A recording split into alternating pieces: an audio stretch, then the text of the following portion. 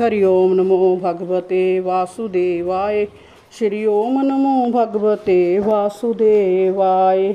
भगवान श्री कृष्ण की आज्ञा से आप अपने अपने घर लौट गई थी। गोपों को ऐसा ही लगा कि जैसे कि वे उन्हीं के पास थी।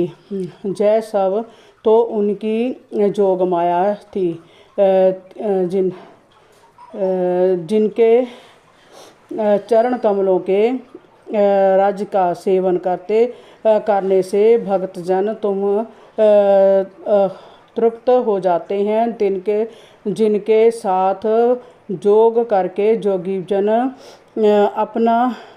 अपने समस्त कर्म बंधनों से मुक्त हो जाते हैं, वह ही भगवान अपने भक्तों की इच्छा से अपना सनातन श्री विग्रह प्रकट करते हैं, जो सबके साक्षी और परम प्रीत है। वह भी तो ढूंढना स्वयं को संसारिक सोच को प्रकट करना है। जय संसारिक सोच ही माया के आवरण में लिपट कर परमात्मा में भी गुण दोष ढूंढती है, जबकि परमात्मा तो इन सभी गुण दोषों से परे हैं, तटस्थ हैं। राजन, अपने इस संसारिक सोच को त्याग दो, तभी तुम्हें भगवान के श्री चरणों की सर्वोत्तम भक्ति का अनुभव होगा। जय रास क्या है?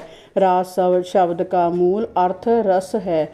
भगवान श्री कृष्ण समय रस के अवतार हैं।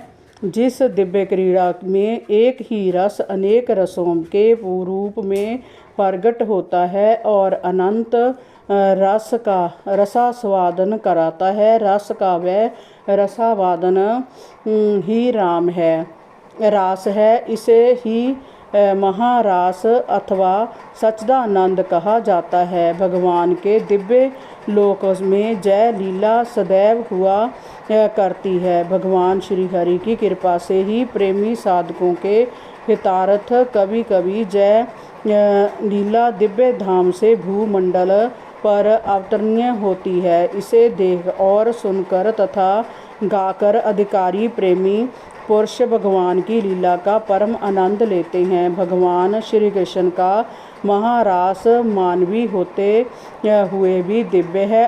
उसमें काम भावनाओं के लिए कोई स्थान नहीं है। वासना युक्त मिलन तो संसारिक होता है, जबकि गोपियों और श्री कृष्ण का महारास दिव्य और पवित्र भावनाओं का संगम है। वहाँ शरीर की नहीं, अंता प्रेम की पराकाष्ठा है। जय देह है और जय देह है।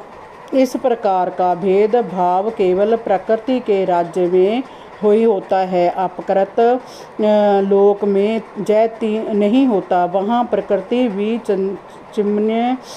चिन्मय है। वहाँ स्थूलता के लिए कोई स्थान नहीं है। जय राम रास तो परम उज्ज्वल रस एक ऐसा दिव्य प्रकाश है जो नाशवान स्थूल पदार्थ को सनातन सूक्ष्म रूप में परिवर्तित कर देता है। प्रकाश में शरीर नहीं, भाव प्रमुख हो जाता है। इस भाव के प्रेम रस की एक झलक।